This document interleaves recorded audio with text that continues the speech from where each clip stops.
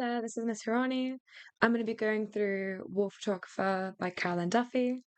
Quick context, Duffy was raised Catholic and later rejected religion. She was inspired by photographers like Don McCullin, who captured images of war. War Photographer explores the emotional cost of witnessing violence and the public's lack of empathy. In his dark room, he is finally alone with spores of suffering set out in ordered rows.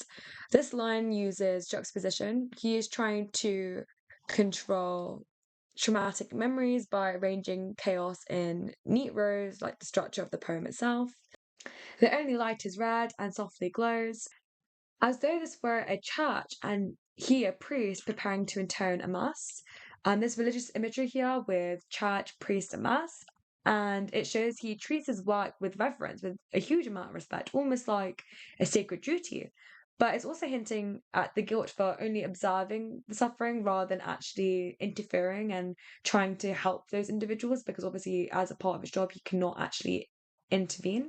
Then it says Belfast, Beirut, Phnom Penh, and these are obviously places in which there's been a major conflict, and the plosive sounds, and this is Euro, creates this violent kind of rhythm, maybe perhaps suggesting that the war photographer is pausing in between because he's obviously seeing what he saw then now, and perhaps is demonstrating that emotional impact.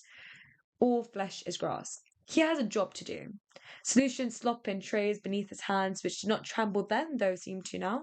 There's that enjambment which reflects that shift. He was calm in the moment, but now trauma has surfaced as he pours the solutions into the trays which have these photos. And his hands trembling now is a delayed emotional response, suggesting that perhaps he's experiencing PTSD.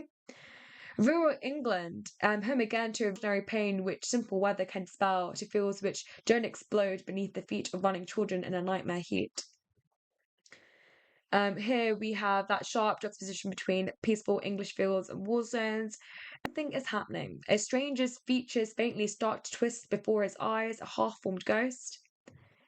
Here we have a metaphor for the photo developing, but it's also suggesting like a haunting presence, the dead man returning as an image or memory. He remembers the cries of this man's wife, how he sought approval without words to do what someone must, and how the blood stained into foreign dust. Verb stained, suggesting that permanence, that permanent memory he has.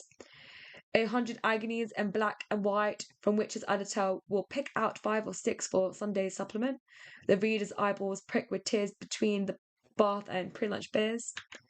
And the verb prick suggesting fleeting pain. If we were to get pricked by a pin, that pain would be quite temporary. It's suggesting that there's like this emotion that's there when they see these images, but they're quite desensitized to what they're seeing. From the airplane, he stares impassively at where he earns his living, and they do not care. Desensitized to what they are seeing, and the final line is quite blunt, and it's expressing this view from the photographer's perspective that he's quite bitter about this, the fact that society is almost numb to seeing this now.